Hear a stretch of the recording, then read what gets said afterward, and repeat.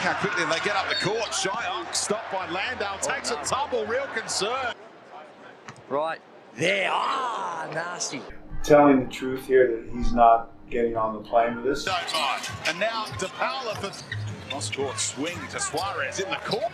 Extra pass for DePaula. Maybe a little punch in the face. Other way through Amont. Oh, great defense, Josh Green. Like a, deli on steroids.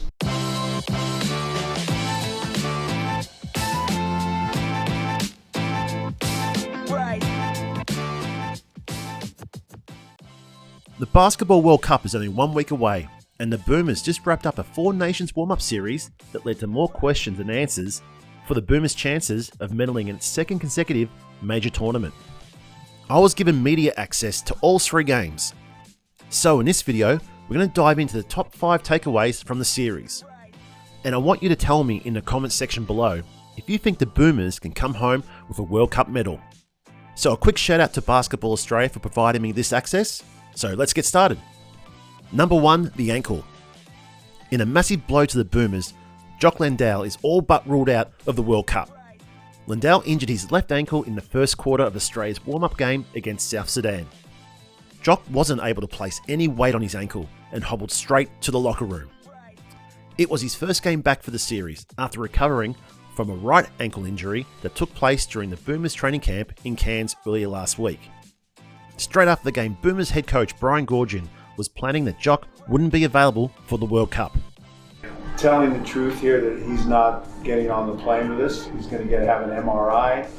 It didn't look great, so they're going to deal with that here. We're going to travel with the 12 that we've got now and prepare, and I'm on the mindset right now as if we don't have it. Duop Reef now steps into the starting lineup, with Nick Kay and Xavier Cooks also set for expanded minutes at the 5. Duop had an impressive series, averaging 17 points a game, with a nice little connection forming between himself and Josh Giddey. Number 2, the Brazilian punch in the face. In Game 2, the Boomers were handed a reality check when they lost to Brazil 90-86. It wasn't that they lost the game, it's how they lost. They started off slow and didn't match the intensity, and they really struggled with the length of Brazil, which only gets more compounded now as Landale is set to miss. The Boomers' shooting was ice cold and stagnant on offense all game, and they were unable to handle the zone defense during clutch time, which the Boomers will need to work on. As for Brazil, they were white hot, shooting 45% from deep and moving the ball from side to side, making the Aussie defenders work overtime, which led to open looks. Brian Goorjian called it a punch in the face. We started the game with an element of softness. I thought we got really out hustled the first 5-6 minutes of the game with the starters, and all the things that we did good the night before: pressure on the ball, rebounding, not fouling the shooter, moving the ball side to side. That first 6 minutes, quick shots, got beat on the board, slow on rotation in a 10-point hole, and that was disappointing. And then from there, I just think we had groups that did some things well and groups that struggled. And, getting that comfort with, we talked about last night, what group plays together, who do you play with who. I think that got exposed tonight. We started the fourth quarter, they went to a zone, and that group was really kind of a cutting, equal-sized group that struggled against the zone, and then we fell in a hole again. And down the stretch, again, the zone attack became a nightmare. Just something we hadn't played against, something they didn't have confidence in, and we lost. Big picture, maybe a little punch in the face right now at this stage isn't a bad thing, and helps us back to the reality of how tough this is going to be. And Boomer forward Nick Kay said that they don't have time for these type of performances and they need to improve quickly. Yeah, kind of like we spoke about before, we have limited opportunities, so it's understanding what we need to improve on, and really that we don't have time to play like that again. We've got to come out, we've got to be better. and that we basically have to, as one of our strengths is our mateship, and we didn't exactly cover each other like we should have out there on the floor tonight. So if we're better at that tomorrow, then we'll be better as a group, and hopefully we can get that win. Number 3, Josh Green to start. Josh Green only played the last warm-up game, but Brian Goorjian loved what he saw and announced that Green will be starting in place of Matisse Thybulle moving forward. Goorjian loves his shooting, starting alongside Giddey, and called his defense Dally on steroids.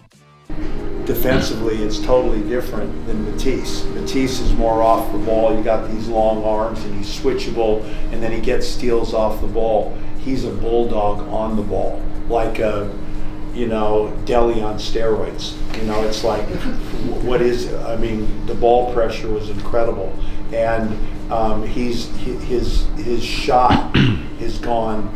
Dallas has done a tremendous job with him. I mean, he's transformed, and you could see it tonight. That's a really big piece, because now Matisse on the ball isn't as natural.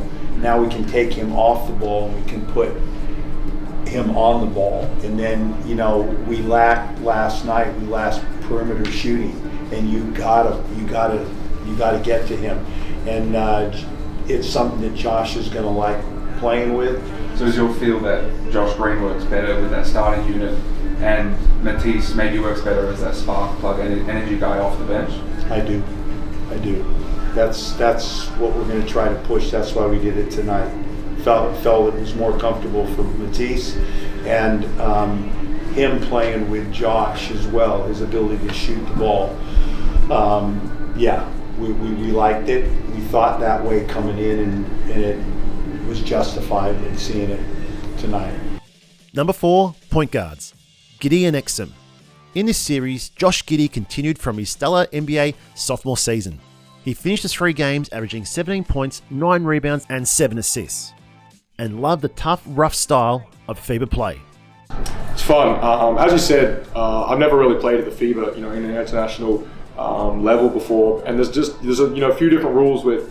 I found myself tonight, especially the 3 seconds, trying to get outside the key, and I keep forgetting that there's no 3-second violation. So small things like that, I'll adjust to as we play more games. And but I think the physicality of FIBA ball is what I love. The refs let a lot of stuff go where in the NBA it's a lot of ticky-tack fouls that they're calling. So for a guy like me that loves to play physically, I think it suits me well, and it's always fun talking out there. But I think it's all part of the game, and there's nothing wrong with it.